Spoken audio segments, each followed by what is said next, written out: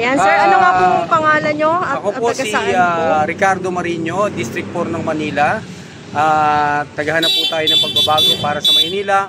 Matubos yung Manila sa kanyang pagkalugmok na kalalagayan.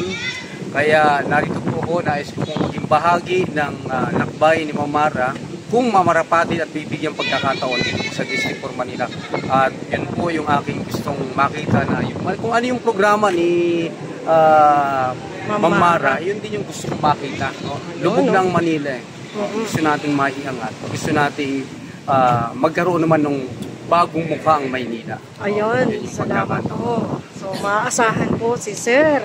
Yan po yung ating gustong matagal na po ako sa District 4.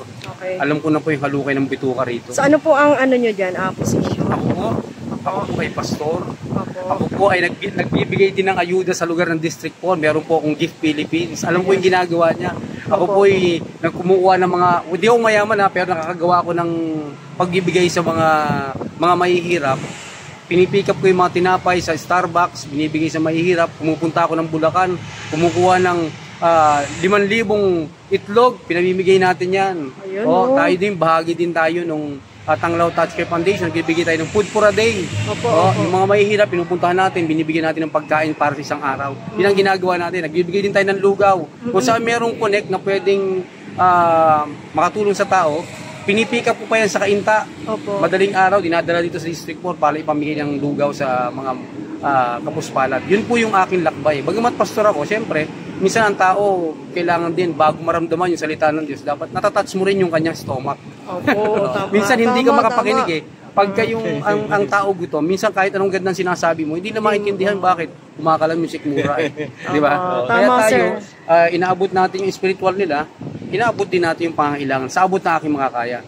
Ganun lang naman yun eh. Kaya hindi totoo pag wala kang pera, hindi ka makakatulong. Hindi totoo yun. Pag may puso kang gustong tumulong, makakatulong ka. District 4 po, alam ko halukay. Kaya ako sinasabi ko na sa inyo, pinaunahan ko na, kung hindi siya mapupunta sa tamang leader sa District 4, sayang. Ako po ay Pacquiao, hindi po ako Duterte. Pacquiao po sinuportahan kasi born naging si Pacquiao eh. Alam ko si Bongbong ang mananalo. 2017 pa lang sa lahat ng chairman nakakilala ko rito. Chairman at kumpare ko na chairman, sabi ko, yung inalis sa Malacanang, babalik na sa Malacanang. Kaya andyan nga siya, di ba ngayon? Kaya sabi sa akin, bakit hindi mo sinuporta? Alam ko na kung ano mangyayari. Kaya lang, dahil lumapit si yung ating kaibigang Manny Pacquiao, siyempre, discretion ko yun. Ano ko yun, commitment ko sa kanya. Pero yung inalis sa Malacanang, 2017 pa nagsasabi ko, babalik na sa Malacanang. Kaya nakaupo ko yun. Ayan, galing. Bakit? Tanungin mo lang yung rider eh. Rider, magtanong ka lang sa rider, sino bang boboto mo? Bongbong. Wala pa naman siya ng panahon ng EDSA eh. Pero yun ay boboto. Nagsasurvey po. Pag ako po nagsasalita, hindi ako nagsasalita nung katang isip. Nagsasurvey po kasi ako. Kumari ko po si Science Reyes, Councilor ng District 4 Manila. Ayan o. Yes po, ngayon lang po ako po ay sa District 1, Pastor Rowell po. Facilitator po ako ng FDS. Meron tayong 6 na barangay na hinahawakan. Ang total ay 350 mga individual.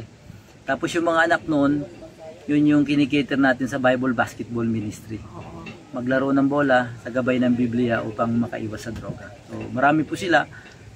Ito may request ako na 5 bola na molten at pang-uniform sa mga kabataan. Kasi I believe na yung mga kabataan pag hindi natin nabigyan ng pansin, magdudroga po yan. Online games lang po yan, maging addicted sila. So ito po yung Bible Basketball, maglaro ng bola sa gabay ng Biblia para makaiwas sa masamang impluensya. So yun pong natin. Kaya maganda po si ma'am. Maganda maiba naman kasi sa ating dating nakaraan, God first binenta Maynila. Tapos ito naman ngayon, bawat parking, bawat bayad. Ako bilang totoong tao lang kasi tatay din po ako, may motor. Bibili ka lang ng ganito sa isang sisingiling ka pa ng parking. Grabe talagang sa Maynila. So ang hinahanap namin, yun talagang totoong magmamahal sa Maynila. Talagang i-develop ang Maynila, tulungan ng mga kabataan kasi pag-aasa sila ng susunod na henerasyon. Tapos tama naman po yun, bigyan nyo ng halaga yung mga senior mas marami kasing butante na hindi senior. So ayon sa programa ni Ma'am Mara, pati yung edukasyon ng mga kabataan ay bibigyan niya rin ng mga pondo or yung financial po support. Isa rin yan sa programa niya. Sige po, maganda po yan para i-mobilize mo na. Ako po sa District 1, pero ako po ay trainer ng church planting. So anong naramdaman nyo nung nagsasalita kanina si Ma'am? Totoo yung kanyang sinasabi. Kasi biray mo, kung tutuparin niya yung 200 per month sa mga senior, malaking bagay yun. Diba? Malaking bagay yun. At totoo yun kung mangyayari yun, big event yun sa mga senior. No? Milestone yun sa mga baka sunod, yung mga senior gawin na lang 50, 55 para pababae naman kasi marami hindi nakakarating ng 60. Di ba? Yan ma'am ha, isa sa mga advocacy natin, yung pagiging senior hindi lang 60, kundi pababae ng 50 o kaya 55 para sana all maraming maka-avail po niyan. No? Tsaka giginhawa rin kahit papano sa 2,000 ang mga senior. Parang hindi na sila hihirapan. So ano pa ba ang hinihiling mong programa na gusto mong ibaba ni Ma'am? Gusto mong gawin sa Manila? Siguro sa akin yung intensify na programa, yung halimbawa yung mga kuliglig, yung e-trike.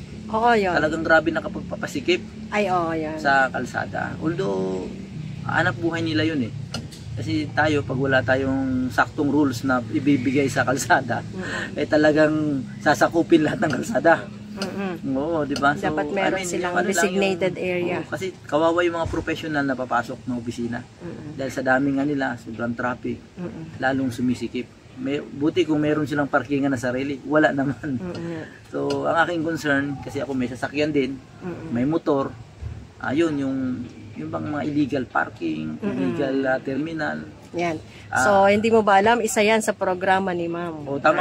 Ikaw ang sagot, no? Diba? So, marami tayong mga mga tinuturuan na for peace na sa 350. 6 na barangay po yung hawak ko dyan. 11, 12, 13, 16, 17, 18, no? Ayun, 6 na barangay po yan. So, nakapag-connect na po ko sa CityLink. Nakapagturo na rin po tayo. So, yun ang ko po, yung mga anak po nila is maalagaan po natin yung mga anak at madala natin sa tamang programa, youth development. Kasi yung FDS, family development session. So youth development, dadalhin po natin sila sa sport ministry at activity, camping, campsite, no, sa Global Surge, meron tayo niyan. So ano lang po may mga bus tayong mga sponsored ng mga Baptist group. So, pwede nating maano yung kabataan. Partner tayo. Kumbaga, hindi ko naman kukunin lahat ng gastos sa inyo. So, yung babayaran ng kabataan na 50 pesos, plus pagkain, 150, makatulong lang kayo doon. Kahit makasampung bus tayo, kayang ibigay ng ating partner. Kaya lang, siyempre, hindi namin kaya ibigay yun.